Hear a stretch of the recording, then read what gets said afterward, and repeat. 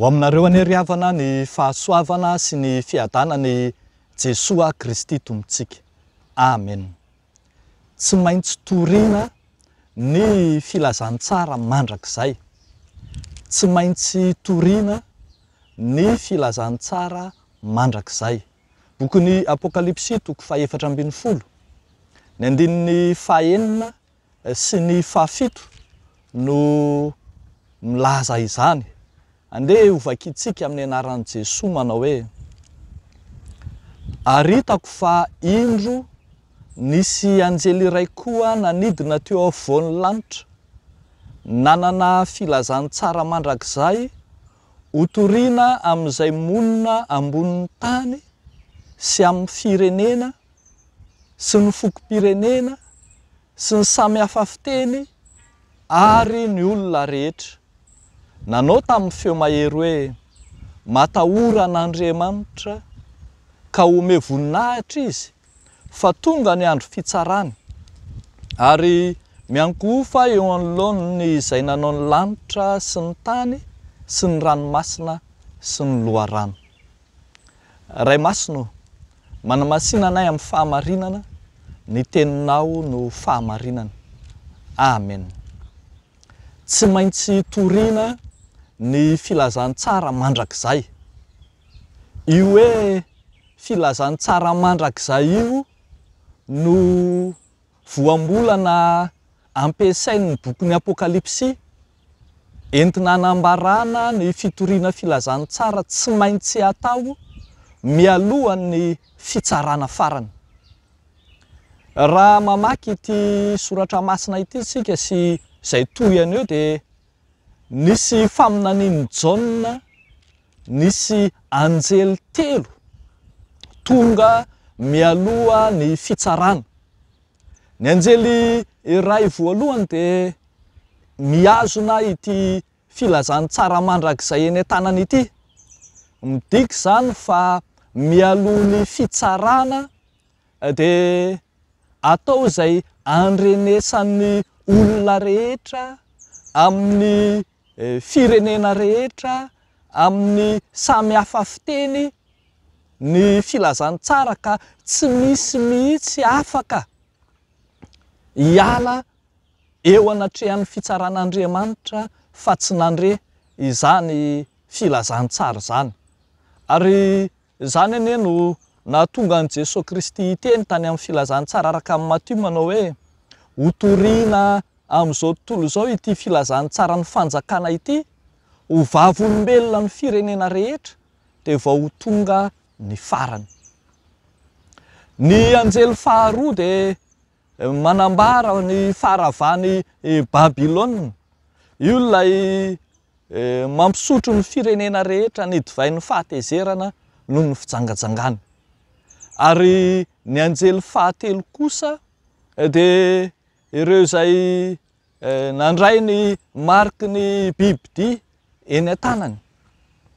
Midika izany ry havako malala fa mifaninana, miara-miazakazaka amin'ny fitoriana filazantsara ataon'ny mpino mialohan'ny fitsarana farany, ny fihazakazahan'ny faharatsiana sy ny asan'ny maizina sy ny asa matiny rehetra.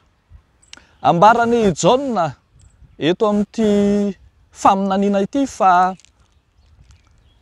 zava-dehibe ny toriana io filazantsara mandrakizay io, mba ahatonga ny olona rehetra ho vonjena ary hanana ny famonjena eny aminy izy rehefa tonga ny fitsarana.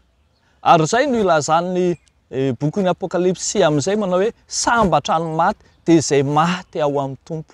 Ireo olona izay nandray ny filazantsara mandrakizay, ireo olona izay nanaiky asan'ny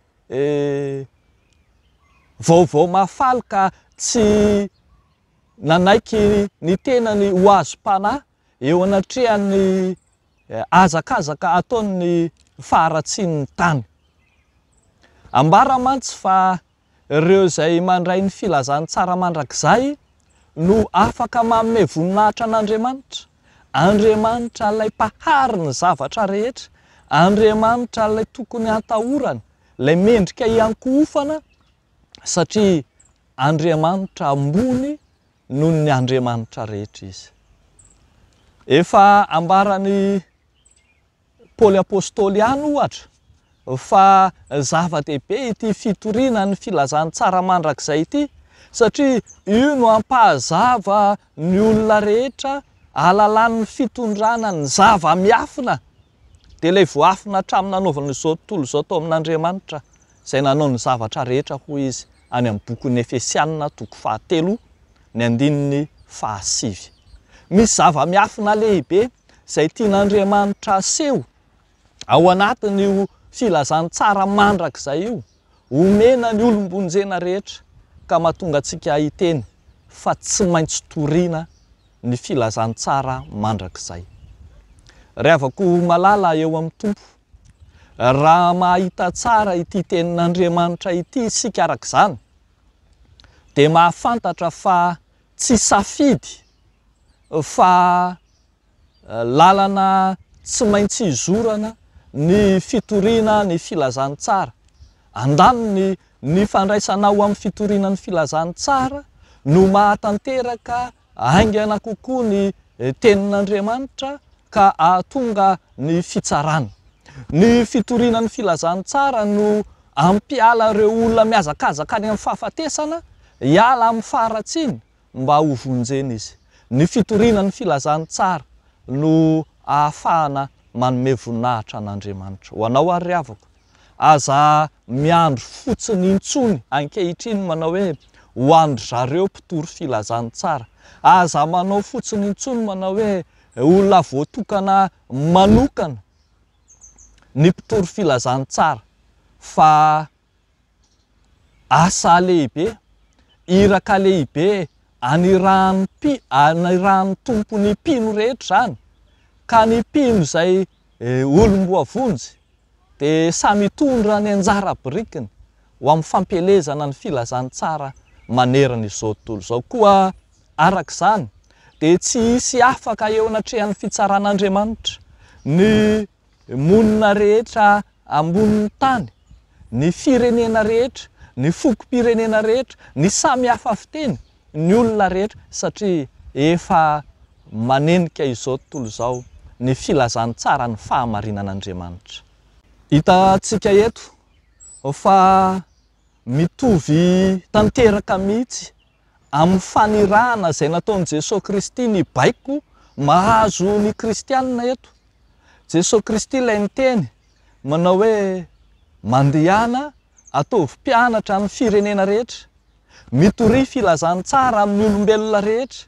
Jesosy Kristy ilay niteny manao hoe mandehana amin'izao tontolo izao ianareo ka mitory ny filazantsara amin'ny olombelona rehetra. Ianareo no vavy olombelo koa izy, manomboka eto Jerosalema sy Jodia sy Samaria ary hatrany amin'ny farany tany. Tsy misy afaka miala eo anatrehan'ny fitsaran'Andriamanitra manko ry havana izao tontolo izao.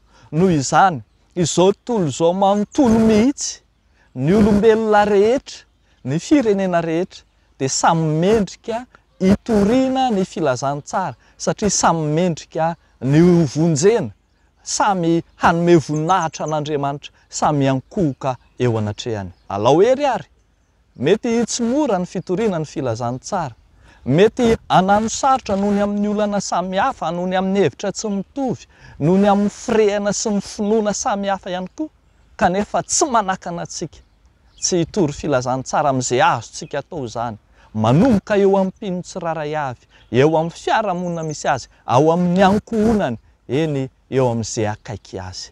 Mitondra ny anjara birikinao ho fitoriana ny filazantsara, dia ho tanteraka ny ambaran'ny soratra masina hoe avia Jesosy Tompo ho avy faingany anao. Dia ho an'Andriamanitra ireriany ny voninahitra.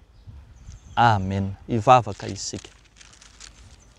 Tompo, misaotra anao zahay fa nandray izany afatra mibaiko amin'ny fitoriana ny filazantsara izany. Misaotra anao zay satria maniraka anay ianao, fa mangataka ny fombanao kosa, satria tsy asa mora, asa maneran-tany, asa manerana izao tontolo izao. Tompo, mivavaka manokana izay amin'ity andro an'ity, ho an'ireo rehetra manana olana ao an-tokantrano, ny fifandraisan'ny mpivady, ny fifandraisan'ny mpianakavy, ny fifandraisan'ny mpiray-tam-po, ny fifandraisan'ny mpianaka, dia samy apetraka eo am-pelatananao mba hanana fifandraisana mendrika ny voninahitra ao Andriamanitra. Dia ataonay amin'ny anaran'i Jesosy Kristy izany vavaka izany misaotra raha eo. Amen.